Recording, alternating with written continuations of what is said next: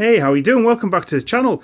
So I am in the time between Christmas and New Year, looking for things to do, and I've done a bit of organising in my hobby space. And I thought I'd show off some of the projects that I've been doing over the years. Come to a bit of a stall at the moment, but I will get back to it. So these are my 1/1200th scale warships. So these are Navwar miniatures. So I just thought I'd show them off and talk a bit about them. So Navwar is a company that's been around for years. Slightly harder to order. They don't have like a dedicated online store. So it's, I think this was the last time I used my checkbook, was ordering some of these fellas up. But as you can see, the functional miniatures, they're cheap as chips. If you're after something a bit detailed, there are other ranges out there. I quite like Navwar. They've got it's a charm, shall we say. So started off, I think I picked up a Swedish fleet in a job lot. So this is what I started working on. And to give you an idea of the size, that's a pen. And it's not a particularly big pen. So it is a practice in painting small scale stuff. So straight away, one thing to point out, for if you're putting flags on, it feels pretty counterintuitive, but if the wind's behind the ships, everything will be pointing forward. So there you go. And what I've done as well is painted on the bottom which pack it was, how many guns it's got. So in the middle of a game we could easily flip that over and see what it was. Even if it was standing in as a different ship, you know, you just record down what its tabletop name would be. What I've done with the Swedish fleet is the Swedish fleet had yellow and black and white. My British fleet is basically all going to be yellow and black. So some of these Swedish ships will count in my British fleet, and the American fleet was also black and white. So my American fleet's going to be black and white. So some of these ships, when we get around to the smaller classes, they'll be the American frigates. So these guys finished. See, wee bit of highlighting on everything. These guys still work in progress. Still got some of the sail detail to finish off. Obviously the sea there, and again there you go. 60 gun ship. So it looks like it's slightly bigger. Yeah, it's 74 gun. Now ships in Napoleonic times are split up into rates, from first rate down to fifth rate, and then the smaller stuff. First rates were your big ships. They were your 100 gun plus, your victories, etc. Your second rates, now these had more guns than the third rates, but they were primarily used so there could be flagships outside of the home waters and further afield.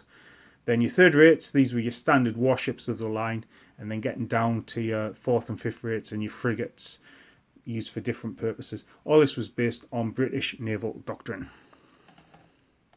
So go around, and these were the black and white ships that I was talking about, which will also double as Americans. His Majesty's Swedish ship.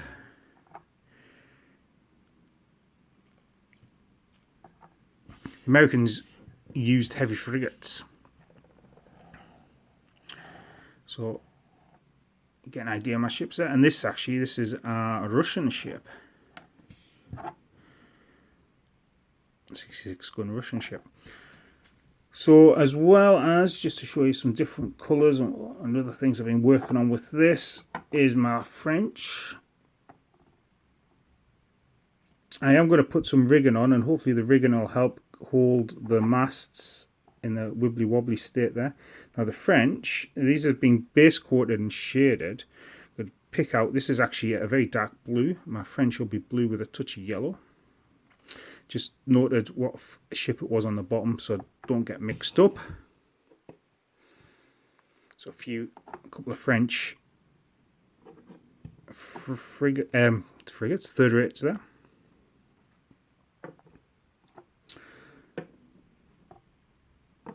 Then I'll go for like a reddy brown from a Spanish fleet. So that would be a Spanish third rate. So you see there actually shows off some of the simple things I've done with the sails. So this one, I've painted it light and then used brown, thin down brown paint, and painted down the way to give it that look of a bellowing sail. This one, I think it's a darker sail, but I've painted down light lines again to give it the sense of a bellowing sail. So that's a Spanish, I believe that's a Spanish third rate. And let's have a look at some of the big Spanish first rates. There you go. So you can see what you're looking at there is the big first rates had 3 decks of guns, whereas your third rates had 2 decks of guns. And you see the physical size differences there. I don't know if I mentioned it earlier, when you come to sort of the big first rates, it always just amazes me when I sail out of Portsmouth past the Victory and see that at its time was the most advanced war machine on the planet. So that's my Spanish. My British fleet will be coming along. We touch on how to do the bases, so just basic pieces of plastic for the bases. What I've done is milliput, so hopefully you can see, put some milliput down, kept it slightly irregular, pinched it in a few places to make it look like waves. Then I've carved in the shape of the ship's bows at the front, bit of choppiness at the front as the water's breaking off the bows, and a bit of turbulence at the back. Then I'm just going to paint that blue, and then as you can see add some lighter colours to it so you can see the turbulence as the ship's going through, and a bit of breaking at the front there. When the ships are finished, these guys will just get glued to the base and sit on the base.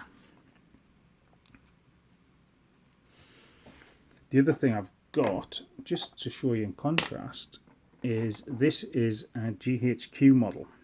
This is the Constitution. I love my American heavy frigates. One of the things I'm quite taken with is the history of the early US Navy. You might have seen one of my videos before when I was at Flamborough Head, talking about John Paul Jones.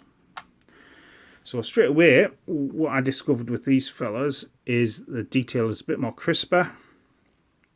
It feels like the castings will be a bit more consistent. Some of the Navwar things I've had to clean up a bit with castings, especially around the back. The other thing that the GHQ stuff has got is, if you check out the sails, got some beautiful etching on the sails. So the thing about GHQ though is they're at least double the price of the Navwar miniatures, but I think you are getting a superior product there. Finally, speaking of Navwar, this is how the miniatures come. So telling you scale, what it represents. So 74 ship of the line. My French is abysmal, Le Hoche, and obviously that's a third rate, 74 gun, it's a big third rate, but you could also represent other third rates with this kit. Now the kit's coming is you've got your wee bit of information about it. It's actually, although it's a French ship, as you can see there, it's captured by the British and taken into the British fleet. Talk a bit about the armament there. 800 crew on that. So you think about Trafalgar, you think, for example, what, about 30 ships aside, but on each one of those ships was 800 plus crew in some cases. So you don't necessarily get a sense of how many men were involved in naval conflict. Now on the back you've got a guide to the setting up the rigging for the miniature.